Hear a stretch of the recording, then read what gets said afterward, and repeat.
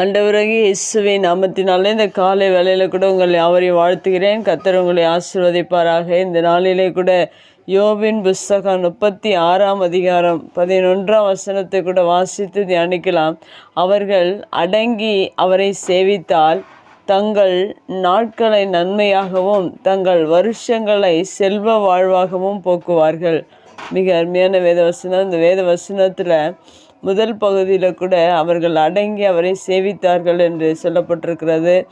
மெய்யாகவே நாம் கர்த்தரை சேவிக்கிறவர்களாக இருக்க வேண்டும். அப்படி சேவிக்கும்போது தேவன் அநேக நன்மைகளையும் ஆசீர்வாதங்களையும் நம்முடைய வாழ்க்கையில் கொடுக்கிறவராக இருக்கிறார்.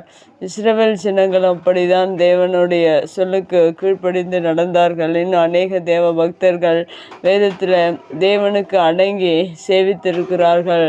ஆபிரகாமுடைய வாழ்க்கையில் அவர் தேவனுக்கு அடங்கி கர்த்தரை சேவித்தார். அவரையும் தேவன் ஆசீர்வதித்திருக்கிறார். யோபும் தேவனுக்கு அடங்கி தேவனுடைய வார்த்தைக்கு கீழ்ப்படிந்து அவரை சேவித்தார். யோசுவா புஸ்தகத்தில் யோசுவா சொல்லுகிறார், நானும் என் வீட்டாருமோ வென்றால் கர்த்தரையே சேவிப்போம் என்று யோசுவா சொல்லுகிறதை நாம் வேதத்தில் வாசிக்கிறோம். அதுபோல் நம்முடைய வாழ்க்கையில் தேவ மனிதர்கள் வாழ்ந்தது போல் நாமும் கர்த்தருக்குள்ளே அடங்கி வாழும்போது மெய்யாகவே தேவன் நம்மை ஆசீர்வதிக்கிறவராக இருக்கிறார். நாம் ஒவ்வொரு நாளும் அவரை சேவிக்க வேண்டும், அவரை தொழுது கொள்ள வேண்டும்.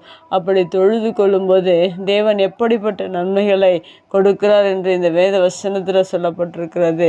தங்கள் நாட்களை நன்மையாகவும் என்று சொல்லப்பட்டிருக்கா. மெய்யாகவே தேவனை சேவிக்கும்போது தேவனுக்கு அடங்கி வாழும்போது மெய்யாகவே நம்முடைய நாட்கள் நன்மையாக மாறுகிறது. ஒவ்வொரு நாட்களிலும் அநேக மனிதர்களுக்கு தீமைகள், வேதனைகள், கண்ணீர்கள், கஷ்டங்கள், மனபாரங்கள் அநேகம் சூழ்ந்து ஒவ்வொரு மனிதனையும் அழித்து கொண்டிருக்கிறது. ஆனால் யாரெல்லாம் கர்த்தரை சேவிக்கிறார்களோ, கர்த்தருக்கு அடங்கி இருக்கிறார்களோ அவருடைய நாட்கள் நன்மையாக தேவன் மாற்றுகிறவராக இருக்கிறார். இந்த புதிய ஆண்டில் கூட அநேக நாட்கள் உள்ளது.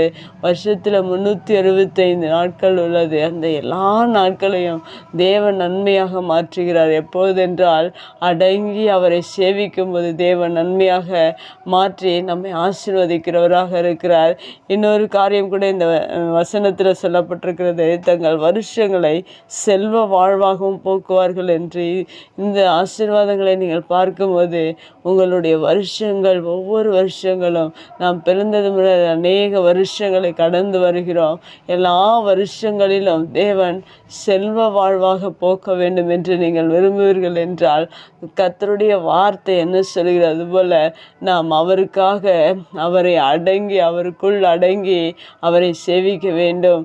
ஒவ்வொரு நாளும் வேத வசனங்கள் என்ன சொல்லுகிறதோ, வேத வசனத்தை வாசித்து அதை தியானித்து அந்த வார்த்தைகள் என்ன சொல்லுகிறதோ அதற்கு நாம் அடங்கி வாழும்போது நம்முடைய வருஷங்கள் எல்லாம் செல்வங்களாய் மாறும். செல்வ வாழ்வாய் போக்குவார்கள் என்று சொல்லப்பட்டிருக்கிற வார்த்தையின் பிரகாரம் உங்களுடைய வாழ்க்கையில் ஒவ்வொரு வருஷங்களையும் தேவன் செல்வங்கள், அநேக செல்வங்கள் இந்த மனிதனுக்கு வைக்கப்பட்டிருக்கிறது.